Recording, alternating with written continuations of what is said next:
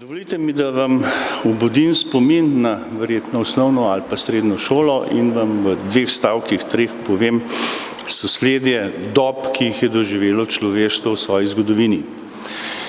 Najstarejša doba je paleolitik ali starejša kamena doba. Sledi mlajša kamena doba ali neolitik, ki se zaključi z bakreno dobo, se pravi, pride do kvalitativnega preskoka v uporabi materijala iz lesa in kamna se začne uporabljati tudi kovino.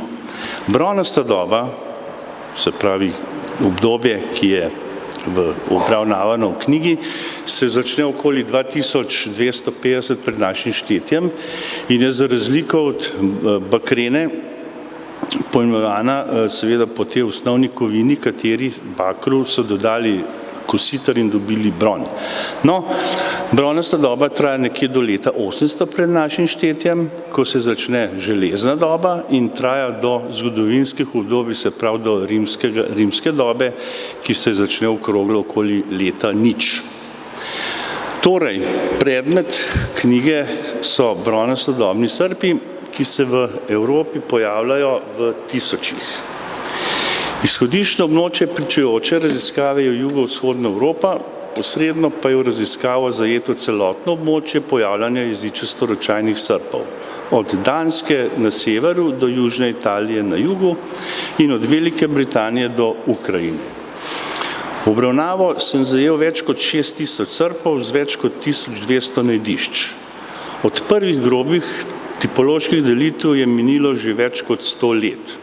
V zadnji tretjini prejšnjega stoletja je nastalo več novih tipologij, ker pa so se mi zdele predlagane tipologije preohlapne, sem izdelal novo, originalno, zelo precizno tipologijo, ki posledično omogoča dosti bolj natančno časovno opredelitev posameznih različic srpov. Razlike med nekaterimi različicami so tako majhne, da se zdijo na prvi pogled zanemarljive.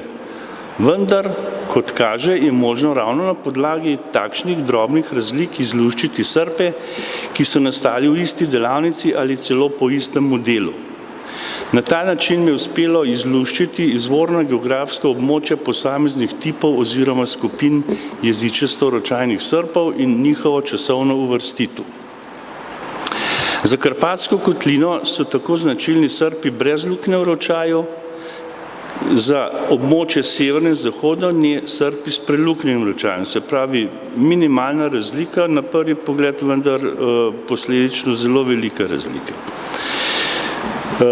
Srpi s